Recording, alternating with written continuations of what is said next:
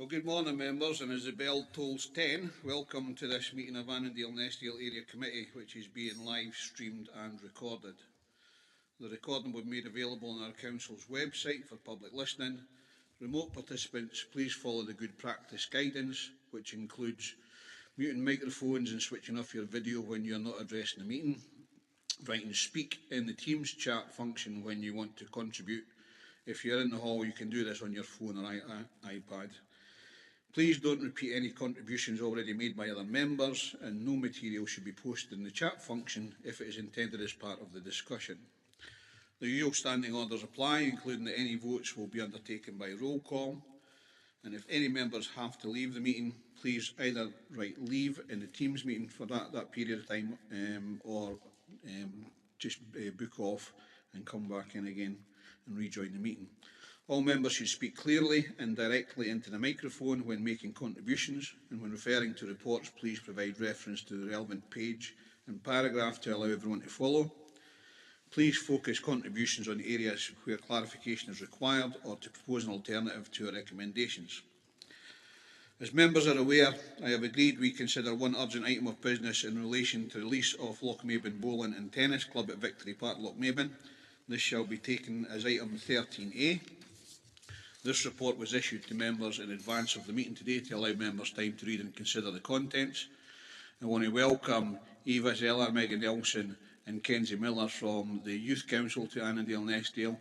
Annandale North does have a youth councillor, but according to school commitments at the moment can't attend today.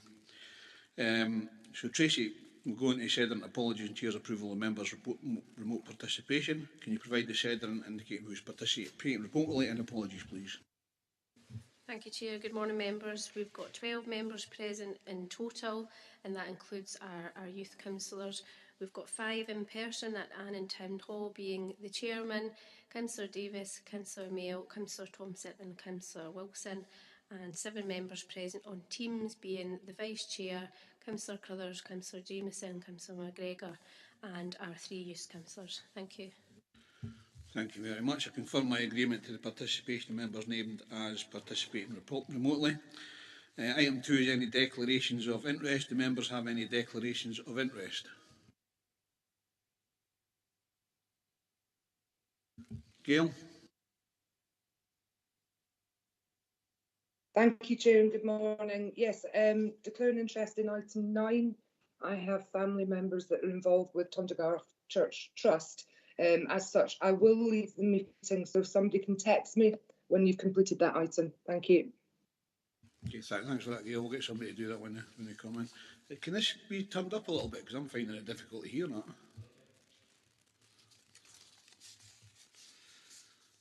Okay.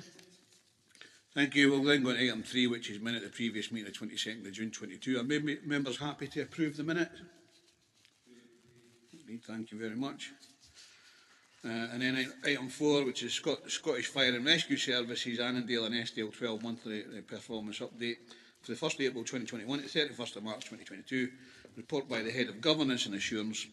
Our first report is the Scottish Fire and Rescue Service 12 monthly performance update report for that particular period. Station Commander Lucy Donaldson is here to answer any members' questions or address any members' comments.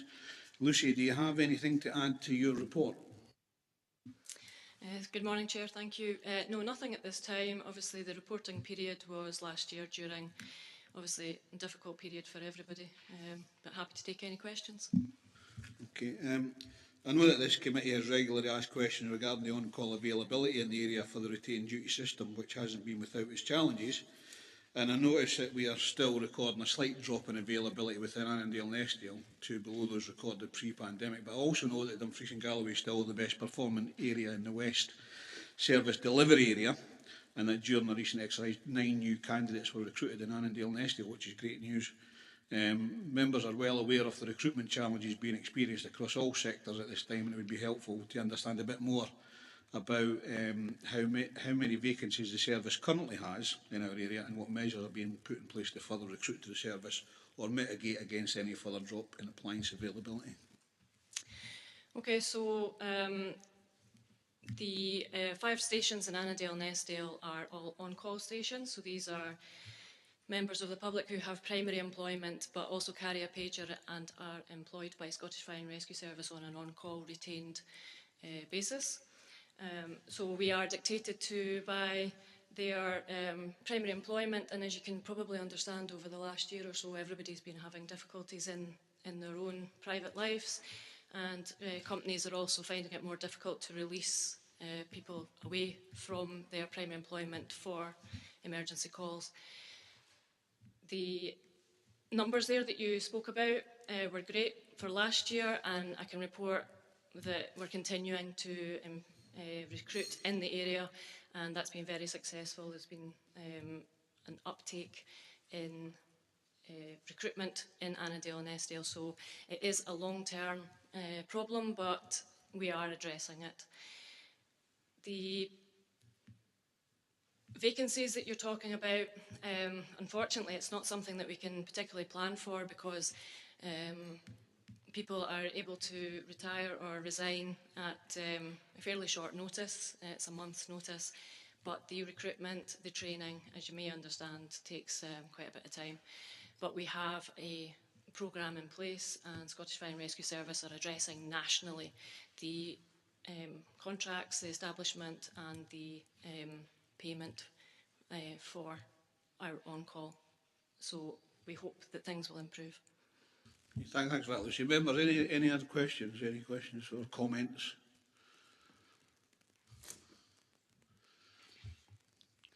Just wondering that maybe one other thing, Lucy, is that in the past we've been invited up to our local station just to see how things are going.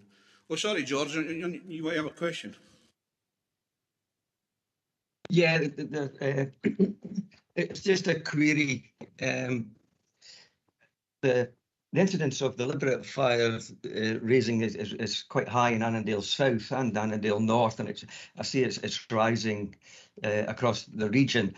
We know that's a lot of derelict buildings and such like. Is that a particular problem? And if so, is there anything that the broader council responsibilities can help with?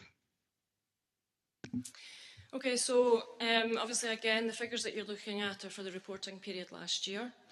There's a lot of work going on with between Community Action Team and DG Youth Work, and they're now starting to get back into the schools. This is the big problem that we had last year, obviously, with the lockdown and the COVID restrictions.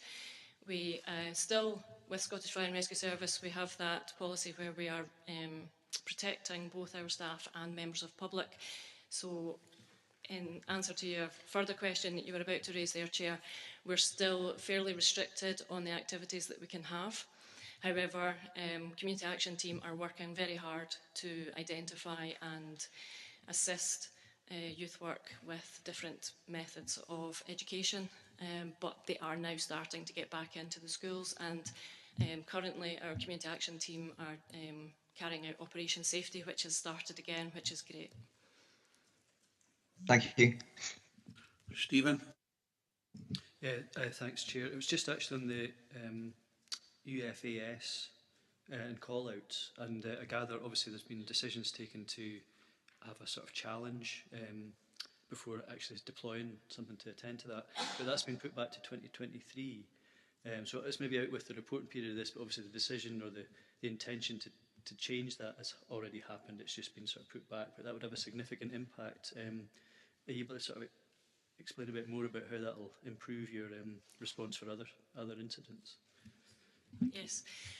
So the UFAS, as we term it, the Unwanted Fire Alarm System activations, you may see from the report that quite a few properties which have either accidental or fire alarm activations which are non-emergency, so sometimes people forget to call in for when they're testing, or it may be an accidental actuation of a manual call point. For that, you would generally get a 2-pump turnout on blue lights. Obviously, we need to look at that in terms of safety, in terms of ecology, and in terms of cost at the end of the day. There's no need for 2 fire appliances to be mobilised and responding to something which is clearly not an emergency. So the consultation was carried out. That was the preferred choice that was made. We've actually been running something similar during COVID as a means of protecting staff from having unnecessary turnouts. So it's a practice that has been running a Scottish Fire and Rescue Service for the last year, and it was chosen as the best response. So, as you say, it will free up appliances and crews to attend actual emergencies, which again will increase and improve response times to whether it's RTCs on the M74 or dwelling fires. And just to come back, that's obviously because it's been a long-standing issue in terms of the reporting, because it accounts for a large number of figures. But I just noticed in the report it talks about the April 2023 implementation, but obviously we've been kind of running it as a kind of interim arrangement, if you like. Would that be right? So it's just to understand what the 2023 is. Yeah. There will be a very slight change from what's been running currently at the moment. What you have to understand is that although it may be seem as though we're not wishing to respond to premises, this is not anything that has a sleeping risk, so it's not your nursing homes or your residential care. This is predominantly your offices, which 9 to 5 are filled with people who have their own fire wardens, who are able to do a building check, or the schools. We have the set up with the schools now. If they can come back to us within a certain timescale to declare that it is an accidental manual call point, then we are stood down before we turn out, which obviously helps to free up the resilience of the area. Okay, happy with that, Stephen. Any other members? George, you want to turn your video off? We can see what you're eating. Thanks. All right, so we've got the recommendations in there. Members are asked to scrutinise the performance report for Annandale and Eskdale from the Scottish Fire and Rescue Service for the period 1st April 2021 to 31st of March 2022 as detailed in the appendices, and maybe an action to try and organise a visit from local members to local fire stations. Yes, certainly more than welcome. Please let me check the current restrictions that we have. We are limiting, but we also have a few open days planned. We've got something in Lockerbie coming up in November. We've got on the 15th of October an open day planned at Annan Fire Station, which is going to be multi-agency. Because it's all outdoors and in fresh air, it'll be open to the public, so absolutely more than welcome to come along and meet us. I think in that case, if it's the open days, we'll just go along to the open days as opposed to organising something in our calendars, because they are pretty full at the moment. Dennis? Yeah, I think, Chair, also we should just say thank you for the hard work that's been done on this, and send congratulations to our teams that they're keeping us so safe as they are during these conditions. Because again, when you read the report, it really is very, very good. And as I say, the attendance rate is amazing for the period we've been through. So I think we should say well done and pass that on to the fighters. Yeah, I think that's right, Dennis, and we'll get Tracy to note that in the minutes, that we say well done to the staff, and thank you very much, Lucy, for coming along. Thank you. If you want to stay for the rest, you're welcome to stay for the rest. If not, you get back to your job. Thank you very much, and I will pass on your thanks, because they have been working hard over the last year or two. It has been difficult for them, but it's what they're there for, so thank you very much. Thank you. Right, members, we'll move on to item number 5, which is Annandale and Eskdale Area Committee Discretionary Budget 22-23. Our next report is that discretionary budget. There is a relatively small budget remaining for consideration for this financial year, as decisions were taken by the previous Area Committee in advance of the local government election in May to ensure financial support to key civic events and Christmas was made available. Stuart Hamilton, Ward Manager, is here to answer any questions, unless you've got anything to add to the report, Stuart. No, nothing to add at the moment, Chair. I'm happy to take questions. Okay, members.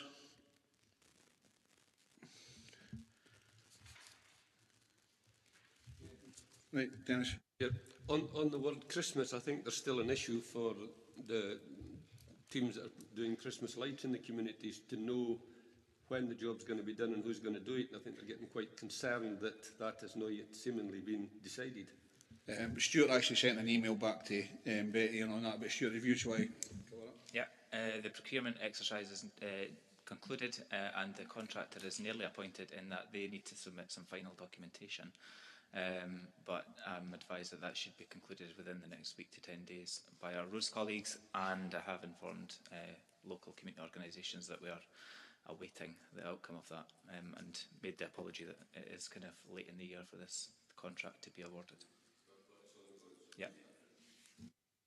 Yeah, I just think, again, we get this every year when it's kind of late. We should try a little bit earlier when we've already agreed the budgets for the following year, that maybe in April we should be looking for a May, sort of June time to get that out. I can't see it being a problem, you know, obviously procurement. Now, if we've agreed the budget in March, then potentially we should be going out to that particular area so that local communities have got the confidence that that's going to happen early, basically. But we're happy with that. Stephen? Yeah, thanks, Chair. I mean, I think it was really just one of these timing issues about why we had to decide when we did, and obviously we're inheriting that, but I think it sort of keeps in the spirit of what I suppose our general priorities and criteria are for the area. So I mean, I'm happy to move to recommendations unless there's anybody else with a comment. Thank you. I can't see anybody else at the moment, so let's go to the recommendations. First of all, members were asked to note the Annandale and Eskdale area discretionary budget remaining for 22-23 is 12,368. Is it 21? Should it not be 21, 22? 22, 23. 21, 22 should be actually, sorry. Should be 21, 22 as opposed to 22, 23. And agree to open up the budget for a small grants application up to £500 on a first-come, first-served basis, delegating decisions to the lead officer for discretionary budgets in consultation with local ward members as outlined in paragraphs 3.6 and 3.8 of the appendix. Are we happy to agree those recommendations? Thank you.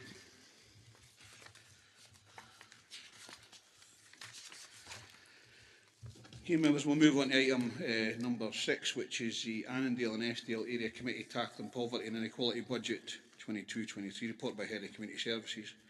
Staying with the budgets, our next report is that particular one, Tackling Poverty and Inequalities budget for 22-23. There's a total allocation available of £29,767.94.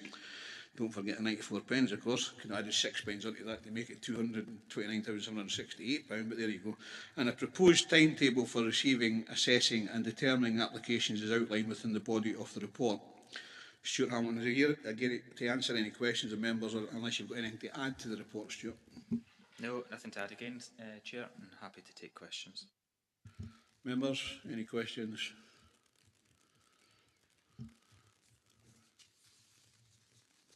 It's pretty.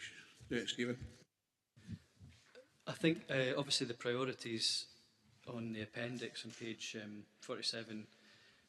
I know there's a lot of focus just now, particularly about cost of living pressures, etc. But I think we have to accept that it's a range of those priorities all contribute towards alleviating the cost of living pressures. So it would be maybe it might seem like an idea to just only put it into 2 or 3 sort of sectors, but actually all of these play a role in addressing the sort of wider needs of the area. So it was just to put that.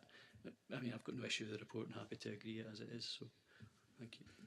Yeah, and I was a bit actually surprised at some of the third sector applications that were going out with the mental health and well-being one, because obviously we all deal with local charities in our area, and one of them is that I volunteer for on a Saturday morning, as applied New Start Recycle.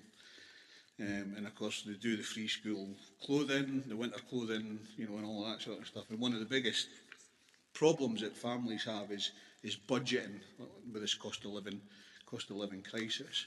And unfortunately last year they never got anything from the mental health and well-being. So, you know, we need to look at that. I think this particular one, when you look at food insecurity, of course, that's, you know, the use of food banks. We didn't want to see that in a country like ours, but that's something we need to deal with. I think the priorities are right for that digital connectivity as well for people, because everything's going online nowadays. The prevention of domestic abuse is one that, you know, myself and the Vice Chair of Communities went on the DG summer camps. We went to the St Anne's Scout Hall area where the primary sevens and we're going into first year from Stranraer. We're having their one night's camping, and you know, I was talking to this young lass primary seven for Stranraer, and I said to her, you know, are you enjoying this? Oh, this is brilliant. This is brilliant. Never been on a holiday before. My mum and dad can't afford it and that, like, you know. So, yeah, that's good. I said, so you'll be sleeping in a tent tonight. Oh, I'm fair looking forward to sleeping in a tent. I said, well, you think you'll sleep all right? She said, I'll sleep all right because I don't have to listen to my mum getting beaten up by my dad. That's primary seven. So when you look at that prevention of domestic abuse, I think that's right that we put something in place for that. I don't know if there's any other members, but Stephen has suggested that we move to the recommendations. I think that's right. So members are asked to, at one, note the tackling poverty and equality budget for Annandale and Eskdale, £29,767.94, as outlined in paragraph 3.2. 2, agree the priorities, eligibility and criteria for the Annandale and Eskdale Area Committee tackling poverty and inequalities grant 22-23 as detailed in the appendix. And 3, agree to open for applications to the Annandale and Eskdale Area Committee tackling poverty and inequalities grant 22-23 and the timetable outlined in paragraph 3.4. Are we happy to agree those recommendations? Thank you. Hey, we're fair going through this one. Item 7 is use of land at Moffat Sports Bar and Car Park. Report by the interim heads of roads and infrastructure. The next report for members to consider is associated with the use of land at Moffat Sports Bar, Edinburgh Road in Moffat. Nicola Simpson's Community Asset Manager is on Teams to answer any members' questions, unless, Nicola, you've got anything to add to the report? No, I've got nothing further to add, Chair, so I'm happy to take questions. Okay, members, any questions? And I'll be looking at the Annandale North members here. Stephen? Yeah, thanks, Chair, and thanks to the staff for bringing this report to the committee. I know it's sort of asked to sort of bring this forward because I appreciate the land, you know, we're discovering land that's common good that we might not have known was common good in the past, and of course, as we become more aware of that, I think it's good to have the oversight so that we know what the land's been used for and who's using it, and if it's towards the betterment of the community, then that's always a good thing, I think, or at least we try to do that. So I welcome this report, Chair, and thanks for taking it. I don't have a...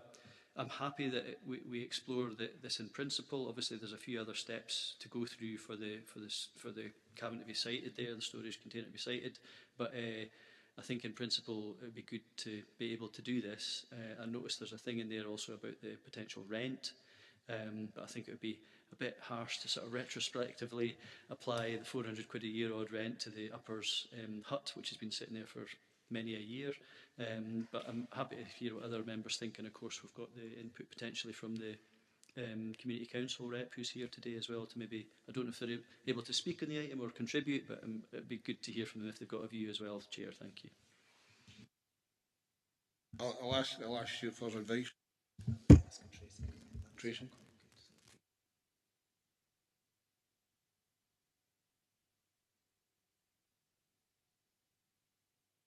This is the common good. It's the next item that's a common good one, which the community rep would be invited along to speak to Stephen.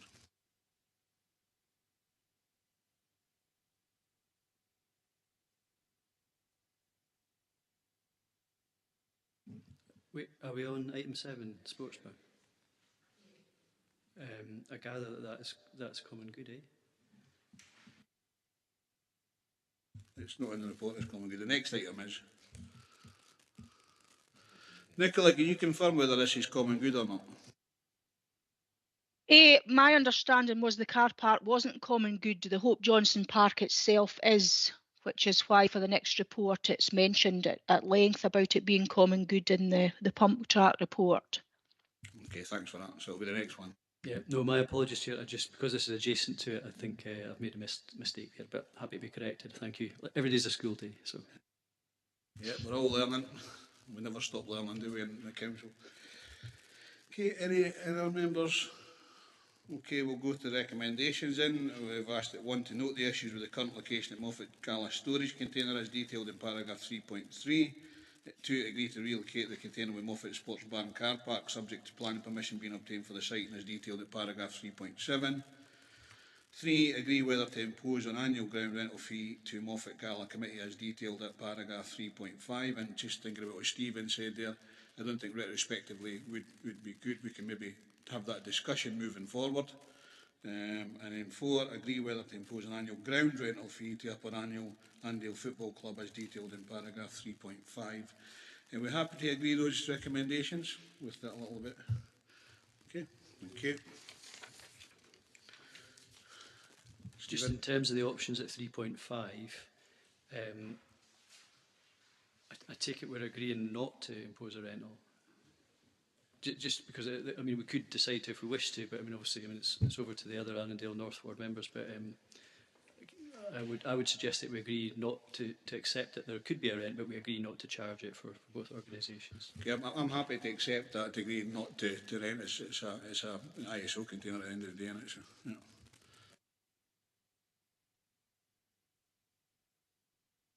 Okay, next one is item 8, which is the formation of pump track in Hope Johnson Park, Moffat, report by interim heads of roads. Infrastructure, Nicola Simpson again is with us for our next report day, which is requesting agreement from the area committee to permit the installation of a pump track in Hope Johnson Park again in Moffat. As this area of land is common good, there are a number of processes which are required to be followed, and these are outlined within the report at paragraph 3.2 to 3.5. As there is no common good subcommittee for me, I'm pleased to welcome Liam O'Neill, Chairman of Moffat and District Community Council, to this meeting today to contribute as a community representative for this item. So, Liam, I'll just hand over to you to comment, okay?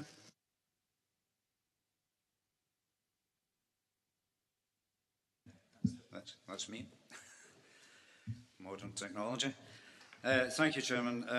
First of all, I'd like to correct a small error in the report that you have in front of you.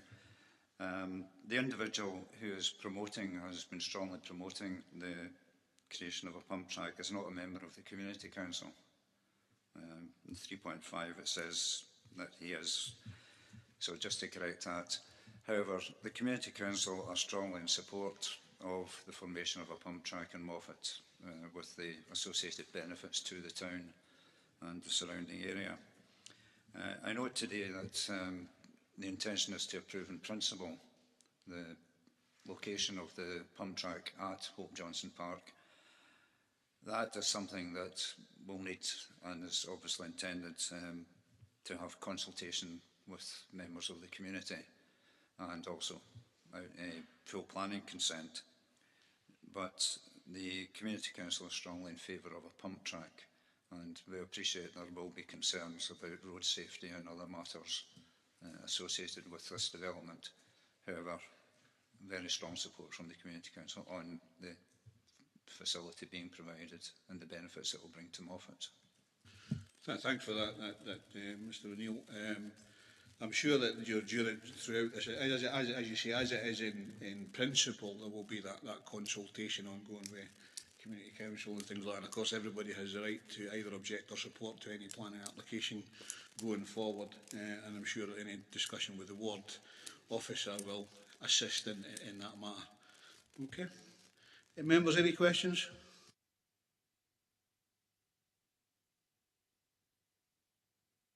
No. Okay, so we'll go to the recommendations then.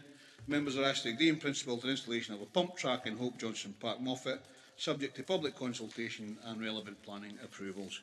So, happy with those? Stephen? Yeah, no, absolutely agree. But you're getting a bit late with these things, by the way. You're too fast for me, Chair, as I get older. But can I just ask that when we are doing consultation about this, and it's maybe something that we can embrace more fully, but often we'll just put a post in the ground and a wee note on it saying, you know, this is common good, and anybody who walks past can maybe see the sign. But obviously we've got a decision today, but I would think we could maybe creatively use our, you know, council's social media channels, for example, just to, you know, invite feedback from people, you know, in relation to the Moffat residents. So if we could maybe explore that idea, Chair, thank you. Okay, and I'll ask the ward officer to carry that out and make sure we use a social media outlet for that consultation. Okay, as an action as opposed to a recommendation. Nicola? I just wanted to say, Chair, that the intention is that we will be doing a full consultation on this. We've had our fingers bitten in Moffat before with accusations of not having sufficient consultation.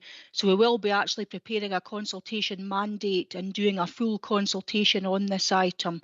So members can be assured that it will be heavily consulted on, because we want to make sure that there won't be a public backlash over this and that might spoil the good project that this undoubtedly is for the area. Thanks for that reassurance, Nicola, and we'll move forward to the next item. Thank you. Thank you, Mr. Neil. Okay, the next item, item number 9, is Thundergarth Memorial Room and Ruin Community Asset Transfer, Thundergarth DG11 2PU. Our next report is in relation to a community asset transfer request for the Thundergarth Memorial Room and Ruin. As outlined within the report, Thundergarth Kirks wish to offer an all-year-round facility to both the local community and to those who wish to travel and visit the memorial. Stephen Wiley, Ward Officer for Annandale North, who has been supporting Thundergarth Kirks with this community asset transfer, is here and will answer any questions, unless you've got anything to add to the report. Stephen? No, nothing to add, Chair. I'm happy to take questions. Members, any questions? Was this the one that Gail? Yeah. Okay. Stephen, do you want to get in? Of course you do.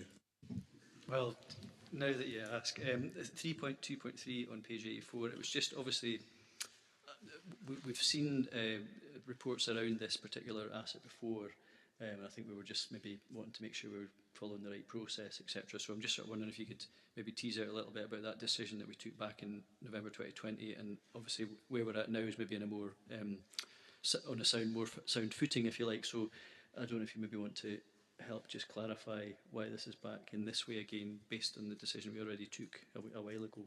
Thank you. Stephen. Thank you, Chair.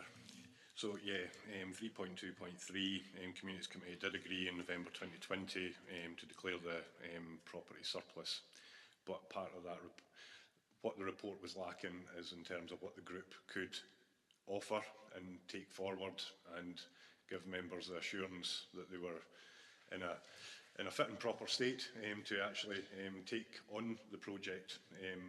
So since that report, I've been continually working with the group, and they have developed the business plan that you see before you today, and they've got a clear vision. We know about their finances, and we know a lot more detail, which I think is correct in offering that information here today. Thanks, Chair. Thank you, Stephen. Okay. My iPad is searching for network at the moment, but I'm sure everybody else can hear me. So members, any other members? No. So we go to the recommendations in. We're asked that 1, to consider the Thundergarth Kirks asset transfer request as laid out in the Stage 2 asset transfer application and community plan. That's 2, consider the outcome of officer assessment of the request in relation to the council's requirement to meet best value as detailed at paragraph 3.5 in the officer recommendation at paragraph 3.10.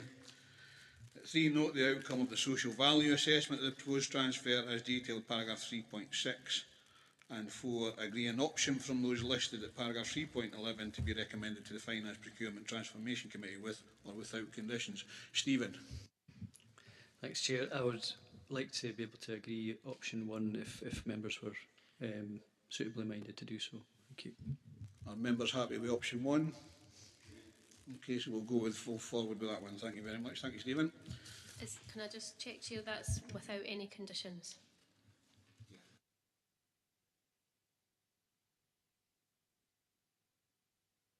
Is Gail back?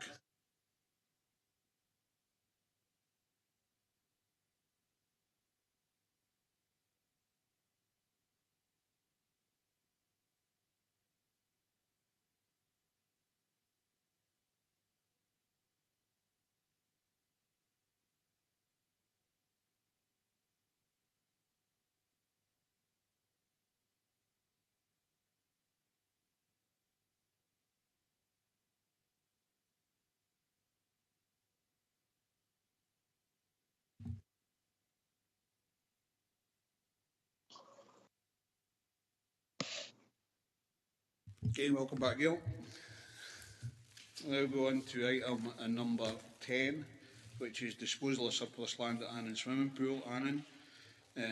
This disposal of surplus land at Annan Swimming Pool is associated with the proposed installation of 2 Scottish Power substations on an area of 50 square metres of land. Andrew Maxwell will answer any members' questions unless you've got anything to add to that, Andrew.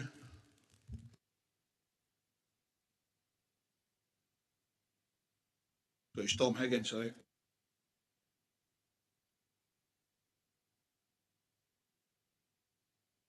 Sorry, Tom, you got anything to add to that? No, sorry, Chair. I've got nothing to add. We're breaking down, communications breaking down here. Thank you very much, members. Thank you.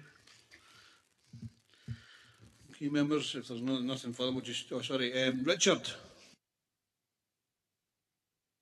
Thanks, Chair. Yeah, just this has been a bit of a palaver. I think there's been issues with the play group there and their desires to have a space for the children to play outdoors. Has that now been resolved? I can answer that, yes. Right, that's been resolved, and there's a support mechanism within in the report, and where there'll be some investment coming from the council in regards to cameras and lighting. You happy with that, Richard? Yeah, there was also an issue with the disruption of the playgroup by children at the school, but I think that's been dealt with as well, probably with the cameras as well. Yeah, agreed. Yeah, that's part and parcel of our kind of collective to get this over the line to support the group there. And yes, cameras, and there'll be additional lighting, and as well as that, the substation will be blocked off so that you're not looking into the substation by the supplier. Happy with that, Richard? Yeah. Good, thank you. Thank you very much. Okay, members, if there are no other members to come forward, we'll go to the recommendation. We're asked to note that 50 square metres of land at Annan Swimming Pool land is surplus to Council's requirements. To note that the community councils and groups listed at paragraph 3.5 in this report have been consulted with in regard to potential community use. And 3, advise if there are any further group members to wish to consult with regards to potential community use. It's pretty clear that that's been done, and we move forward with this. Are members happy to agree with the recommendations? Thank you. Thank you, Tom. Thanks, Chair. Okay, so 11. Yeah. Item 11 is the electric vehicle charge point development support by Head of Neighbourhood Services. Our penultimate report for today is associated with electric vehicle charge point developments in McGerrow Park, Lockerbie and Station Road, Car Park, Moffat. These developments, once realised, will demonstrate our Council's commitments to its climate emergency declaration and help future-proof Dumfries and Galloway for the implementation of the Scottish Government's Climate Action Plan. There has been a question about the McGerrow Park being a community good owned land, and Grant's here to bring us up to date with that. So Grant, can you bring us up to date with that? Thank you, Chair. Yeah, just a verbal update. We've put a pause on McGerrow Car Park and Lockerbie project, pending ongoing dialogue with Lockerbie Community Council. Okay, but I don't think there's a need to stop the thing, because obviously it's addition to, as opposed to, you know, we're taking things off people. But I think that's probably the wise thing to do, is talk to the community council. Yeah, our dialogue is to address the concerns that they've raised. Thank you very much. Okay, well, Stephen.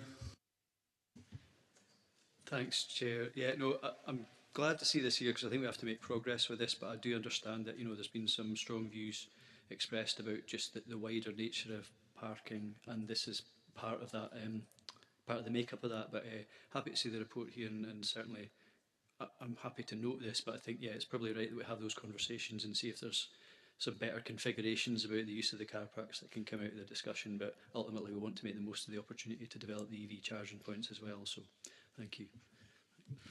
Dennis? Yeah, Chair, welcome the report, but one of the complaints or concerns that I have heard is that all we're putting in is single phase, and what a lot of people are looking for is three-phase so they can get charged quickly.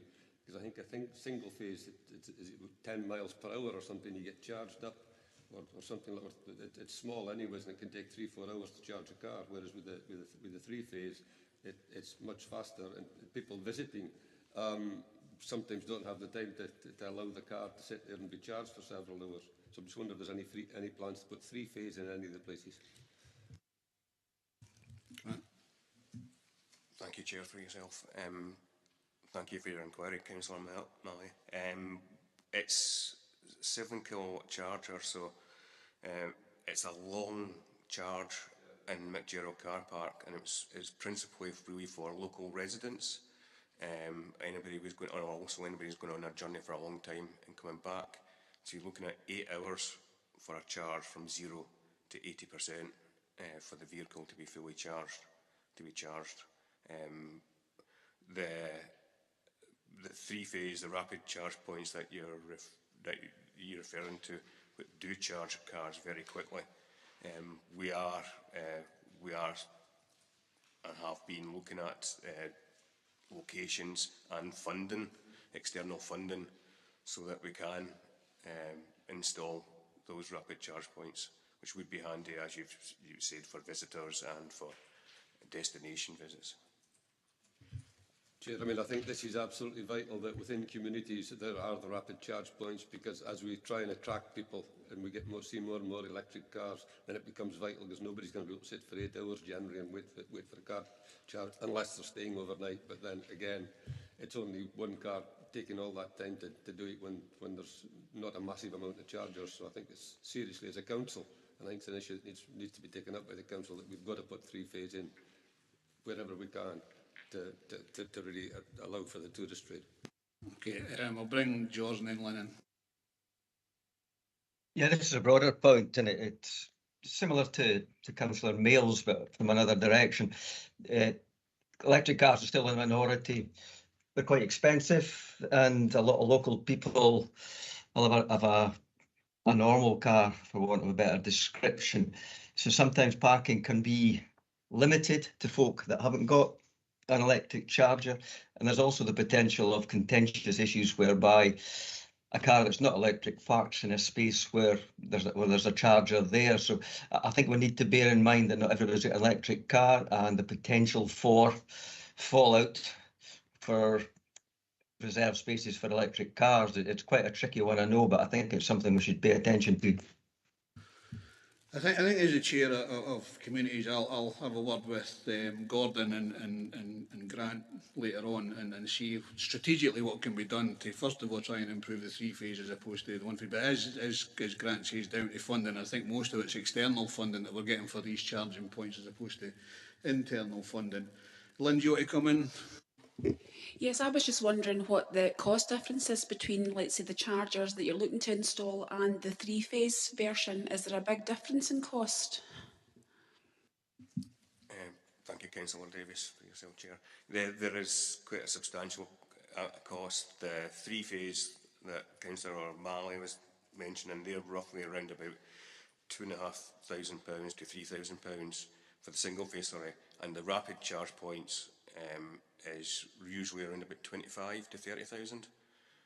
Plus the installation costs is significantly more for the rapid charge point, but it's also the fact of the capacity, trying to get the available capacity from a nearby substation, and also or from a nearby LV cable on the street.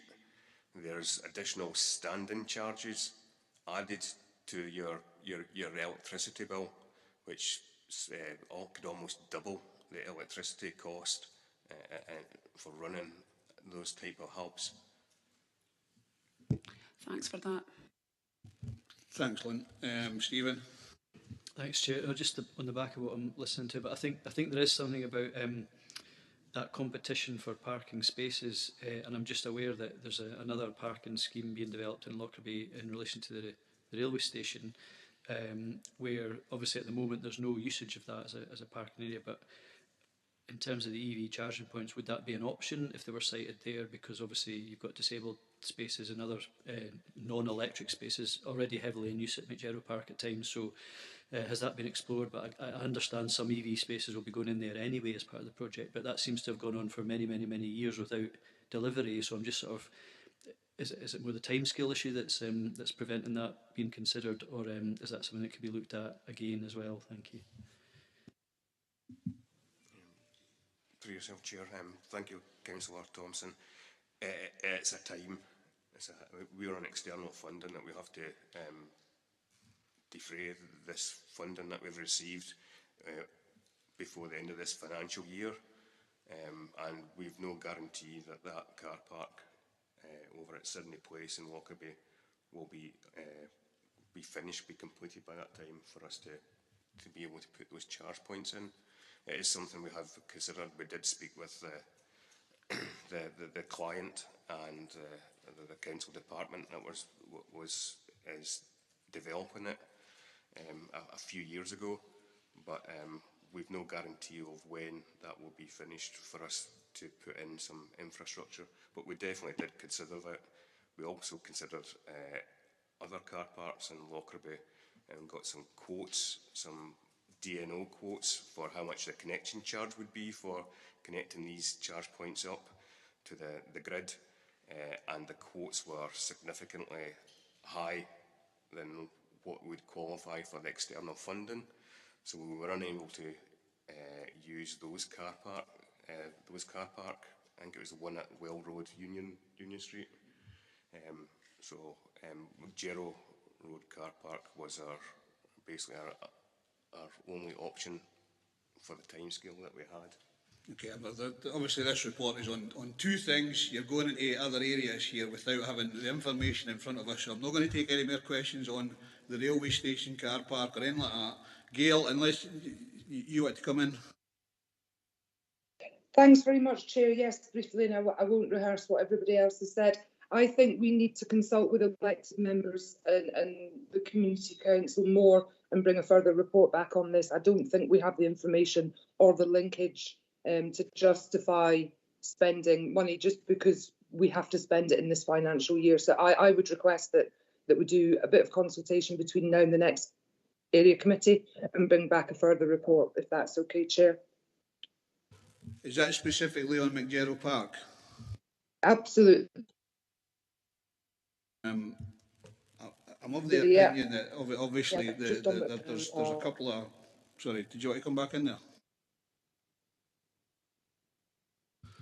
Obviously there's a decision we have to make today on this moving forward, and I'm of the opinion that there's already going to be some discussion on this, and I think looking at parking, we're going to have a review of roads and parking over the full council area as opposed to individual sites. I'm of the opinion we should go with the recommendations as is done. There will be that discussion with the community council and things like that moving forward. Stephen, you had to come in. Yeah, thanks, Chair. And sticking strictly to the report itself, I think all we've been really doing is to ask to note. I mean, we're not required to agree one thing or another, but I think we can take comfort from the fact that consultation and engagement is happening to find the best sort of possible solution. But I don't think we're actually even being asked to agree this. This is really just for information anyway. And maybe that's part of the issue as to why the community councils might have felt that they should have been consulted, but however, I don't think they actually were required to be. So thanks, Chair. Members, I'm suggesting we go with the recommendations that is to note 1 and 2 moving forward, and obviously Gail has put something forward to move to the next, certainly the McGerrow Park to the next area committee. I don't know if you've got a seconder for that. You want to come back in, Gail? Point, I mean, I was... Yeah, sorry, Chair. It's just the checks and balances. If we note this today, are we essentially giving permission for this to happen as long as we consult with the community? Because I'm not wholly satisfied that what's being proposed is the best thing. And believe me, I want to see EV points in our towns probably more than most. But I'm not absolutely convinced that if we just note it today that we aren't essentially giving them permission to go ahead with it. And I just need some clarification around that. I'll ask Tracy to come in on this. We're not asking to agree, we're just asking to know about that consultation with the community council has already been said during this meeting from the officer, and then that will go ahead But there's also the wider issue about parking and use of green energy and things like that we've got to discuss as a council anyway. But Tracy?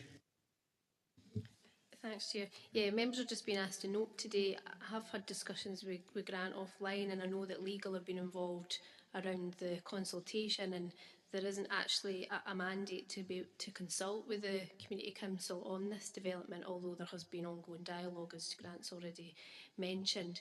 And this land now in Lockerbie has actually been identified as common good, so it would actually need to go back to Lockerbie Common Good Subcommittee if it was to be any further reports on it.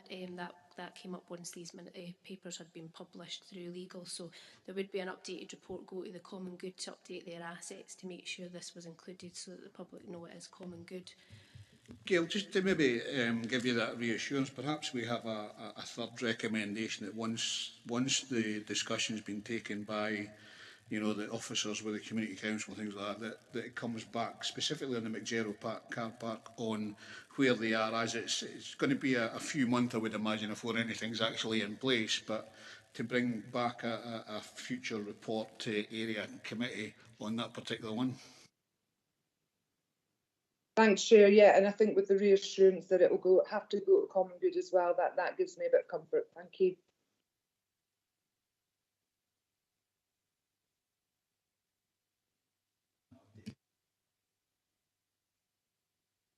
So the report will go to the common good first, and it'll come back to area committee.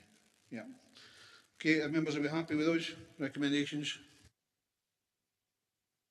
Okay, thank you. We'll then move on to, thanks Grant for that. We'll then move on to item 12, which is the minute of Annan Common Good Fund Subcommittee of the 24th of August. Our members of the subcommittee here, if they're here, happy to approve the minutes.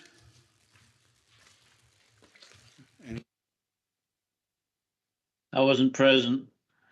Yeah, I was present. I'm happy to approve. That's George. Okay, thanks, George. So that's them approved. I was too, Chair, as Ian Crothers. I'll thanks, have to Ian. approve Thanks too. for that. Okay, item 13 is any other business deemed urgent by the chairman due to the need for a decision. I have one item of urgent business deemed urgent, being as advised at the start of the meeting, which is the lease of Lochmaben Bowling and Tennis Club at Victory Park, Lochmaben. The purpose of support is to seek consent to extend the existing lease for the tennis courts and bowling green at Victory Park, Lochmaben, in accordance with a Standing Order 13.1. Annandale and Eskdale Area Committee is required to withdraw delegation to consider issues which concerns matter that have been delegated to the committee. This matter is within the remit of Lockerbie and Lochmaben Common Good Subcommittee, but due to the funding and time constraints on the tennis club, it is presented to the Area Committee for consideration. Before moving to the detail of the report, given its subject matter, can we first agree to remove delegation from Lockerbie and Lochmaben Common Good Fund Subcommittee so that we may discuss it? Are we happy to? Thank you. Catherine Swan or Nick Lane will answer any members' questions and address any members' comments associated with this report. Have you got anything to add to it, Tom? Thanks, Chair. No, I've got nothing else to add to that report.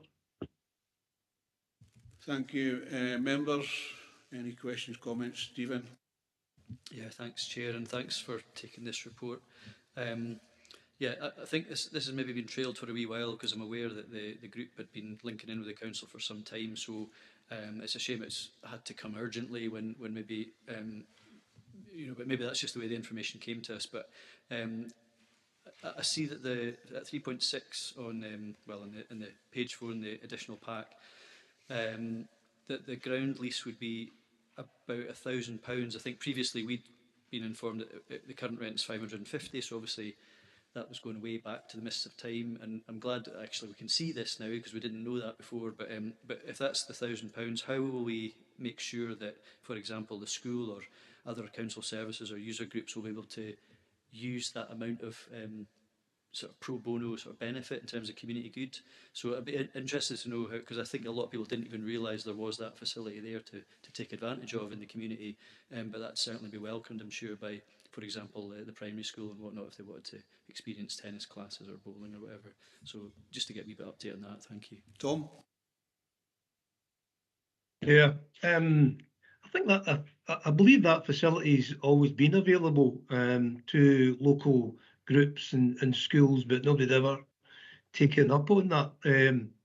It may well be that we go to maybe we go to the local area groups and local schools to say that the facility is available for them. It may well be that it was silent in regards to the facility being available. Thanks. Right, Stephen? Yeah, so thanks for that. So I think, I suppose what I'm looking for is a kind of maybe a sense of action or commitment that maybe it would be promoted either through ourselves, because it's our asset at the end of the day and we're leasing it, or that we've got a benefit out of it that could be circulated. And I don't know if that's maybe best done through the ward officer or through education or whatever it might be, but I don't know if the ward officer would be able to speak to that potentially. Maybe just to suggest how we could maximise the benefit. I think we're at such times as we have to really make the most of these facilities, because we've, you know, it's all very well talking about cost of living pressures, but if we're not making the most of our assets to the widest possible benefit when we've got something there that's a gift for the community, you know, it would be a shame to miss that. So thank you, Chair. I'll ask Stuart to come in on this, because obviously there'll be a service level agreement put in place, and it may be part of the service level agreement, that advertisement of the uses potential for that, Stuart. Just to offer some advice, and Tom maybe becoming, I think at 3.7 there's a reference to a service level agreement, and I think the question that the members perhaps alluding to is the £1,000 per annum, that the market rent that's described at 3.6. I suppose how that would be an income for the common good within Lockerbie and Lochmaben, but if there is benefit that the community can use through the SLA, would it be the responsibility of your colleagues, Tom, to develop that SLA in conjunction with the tennis courts and bowling club? Tom, you want to come on? Thanks, Chair. Yeah, I mentioned that earlier on there, that I believe that, you know, there may well need to be some sort of, I'm going to use the word, you know, advertise it for use for the local groups and the local schools. However, if that's not the case, nobody takes that up, then certainly it will be for us to implement and request the lease that's been requested. But the SLA will play a big part of this, and the service level agreement for and how we reach agreement with both the parties. Thank you. So, obviously, one of the recommendations is to look at service level be drawn up between Lochmaben Tennis Bowling Club and the council as part of this exercise. The rent payable may be offset by the council use. So I think that's important that, you know, if there is council use either through education or youth work or whatever, then that is, you know, discussed through the service level agreement in place. Are members happy with that? Stephen? So thanks for giving me a final bite at the cherry, and I don't know if other members want in, but I'm keen to support the local group so that they can get their extension in terms of developing that local asset, which is a good thing. I think the key thing for us was maybe to have the oversight of what was actually going on here, which, you know, it's good to have this report here so we can see that. And maybe, I don't know what the SLA might look like, but if it's one of these, there's a name for it, but if it's £1,000 a year and we get the use of up to that, that's great, then they don't pay any rent. Or if you have the SLA so that if it's not used, then they pay the difference. Or, you know, so if we could maybe be a wee bit smart about it, then we'd maximise the use of it, and maybe we could suggest that that's how that could get explored. Thank you, Chair. I think that's important, because that's down to the negotiation of the service level agreement, and I think importantly, obviously Tom and his team will be involved in that. Perhaps from the community side, the ward officer would be involved in that as well to take that forward. So as part of that exercise, the rent payable may be offset by the council, and the recommendation that covers that, I think, Stephen, and what you're saying. Any other members? Sorry, do you want to come back in? Yeah, it was just, it is kind of in the report, but it's really just to, I'm just so excited that we've got sight of this, because it's taken so long to actually see some of the state and common goods that I really want to sort of over-egg it, Chair, and thanks for letting me do that. Thank you. You need to get a life, basically, that's what you're saying.